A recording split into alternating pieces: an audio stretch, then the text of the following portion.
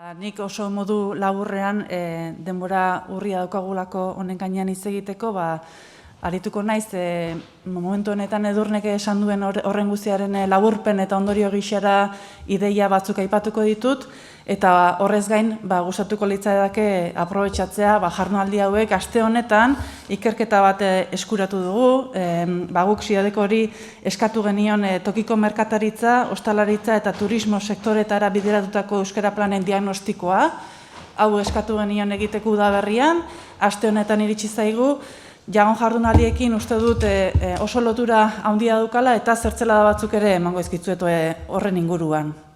Orduan, Edurnek esandako horren laburpen modura esan genezake, azken 10 hamarkadetan bilakaera bat egin dugula bai araudiari dagokionez, bai emandako baliabidei dagokionez edo jarri diren neurri dagokienez, ez? 4 hamarkadan bide bat eginda, oraindik asko daukagu egiteko, eta araugintza horretan bereziki guretzat praktika ona izan da kultura sailak ez ezik gainerako sailekin batera egin dugun elkarlana. Eta aipatuko nahiko nuke dekretuaren kasuan merkataritza eta turismo sailarekin egin zen lankidetza hori.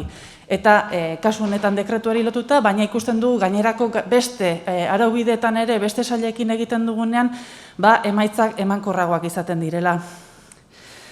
Bereziki, jagon jardunaldietan ari garen eremuari begira, zerbitzu hizkuntzari begira ari gatzaizkio. Erreferentzi marko estandarrean aipatzen den publikoari, erabiltzaileari, kontsumitzaileari begira jarri gatzaizkio, eta hor 2 puntu nagusi guretzat aurrera begira sakondu nahiko genituzkenak, elebideren kexa kopurua nola murriztu den, eta horrek guri maila baten arduratze gaitu, iruditzen zaigulako aztertu beharko gendukela horren arrazoia. Zen horritan den, hizkuntza eskubidean arabera edo dekretuak aipatzen duen horren arabera betekizuna badelako edo agian kontsumitzaileen aktibazioa sakondu beharko gendukelako. Badaukagu hor, erronka bat behintzat gutxienez aztertzeko, eta bigarrena ere, bada beste ideia bat, gure diru laguntza deialdietan, dekretupean dauden erakundeak diru laguntza horretan parte hartu edo proiektuak aurkezteko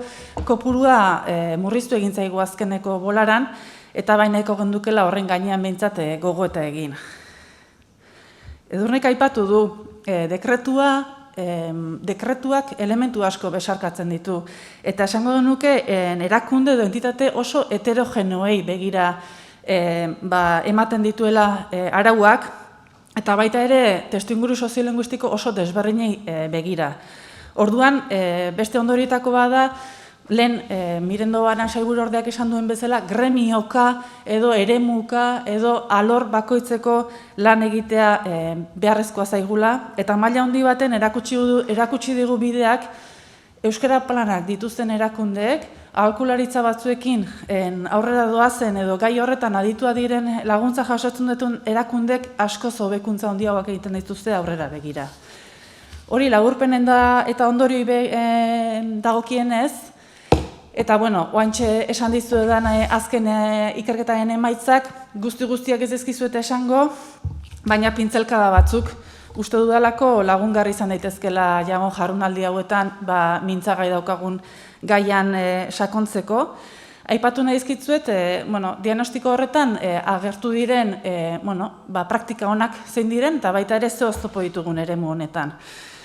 Praktika honei lotuta, euskarazko baliabideak doan ematea, ziurtagirien bitartez, eskertzen bidez, sarien bidez, horrelako aitortzak egitea ikusi dugu onuragarria dela eremu honetan, ikusgarri egitea beraien alegina, baita ere tokiko edabideetan euskara sustatzen duten erakunde horiek ageriko jartzea ere positibo dela ikusi dugu, orain gutxi esan dudan bezala gremioz gremio lan egitea ere lagungarria da, eta oso lagungarria da bereziki ikusi dugun praktika askotan, asko lagundu dute foro edo eremu ezberdinetako sail edo lankideen arteko lankidetzak. Alegia, udal bateko euskara elkartea, udal bateko euskara zerbitzua, udal horretako beste sail bat edo beste aholkularitza enpresa batzuk lanean elkarrekin dabiltzanean normalean emaitza esanguratsuagoak ateratzen dira. Oztopoi lotuta berriz, sektorea erabat heterogenea da, aldakortasun handia ditu, lehen Mirendo Baranek ere aipatu du, sektore honi lotutako hainbat eta hainbat langilek lanaren iraupen desegonkorra daukate, lanaldi murrizte dituzte, joan etorri handia dago, eta horrek ikaragarri eragozten du hizkuntzaren kudeaketan edo hizkuntzaren kudeaketa sistematizatu batean, ez? Horren arabera nola eman ikastaroak modu egonkor batean, edo zein ordutan eman, edo langileen baldintzak kontuan hartuz nola lagundu langileei euskara ikas dezaten, edo euskara erabiltzeko bidea jorratu ditzaten. Horiek izango lirake, erronka batzuk, eta baita ere beste bat, ziurrenez legegintzaldi honetan, heldu nahi dioguna eta sakondu nahiko gendukena, egindako lan hau guztia ez dagoela sistematizatua. Eta hor sistematizazioan, ordenamenduan, badaukagu erronka txiki handi bat aurrera begira. Praktika honak jaso dira, ikerketa honetan, eta agian momentu honetan ez ditut aipatuko, baina bai dala gure asmoa, printzipioz gure hiruko itunkide diren Euskararen Erakunde Publikoari, Nafarroako Euskara Bideari txosten hau helaraztea, beraiek ere badutelako interesa eremu honetan euskara sustatzeko eta gurekin lankidetzan gaia bideratzeko, eta nola ez, EAE mailan ako bada gure harreman zuzena, esango nuke instituzionala, udalerri guztietako ordezkari ditugulako eudelen bitartez, baita UEMaren bitartez, eta bide horretan baita hiru aldundiak ere. Orduan, haiekin lankidetzan nahiko gunduke txosten hau landu, baita ere dekretuan aipatzen diren edukiak ere, eta nola ez, beti ere, sailburuak aipatu duen modura gizarte guztiarekin harremanetan, eta maila batean honetan asko dakiten gure euskara elkarte eta gure aholkularitza enpresekin lankidetzan. Hori, guri dagokionez, eta uste denboraz urri gabiltzala, beraz horrela utziko dut nire amaiera. Eskerrik asko Josune eta Edurne, jaso dugu galdera bat, bai. Enpresetara jotzeko garaian, beraiekin hau da, harremanetan jartzerakoan, beste estrategia baten beharrik sentitu duzue?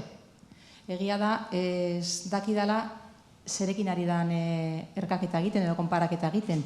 Egia da, aipatu dituzula, hemendik aurrera dituzuen erronkak, eta erronka horiek betetxe aldera hainbat irtenbide edo aipatu dituzu. Baina, bueno, hemen usten dizut galdera. Bai, bueno, enpresetara esaten duenean, agian falta zaite informazioa zein enpresa irudikatzen duen, ez?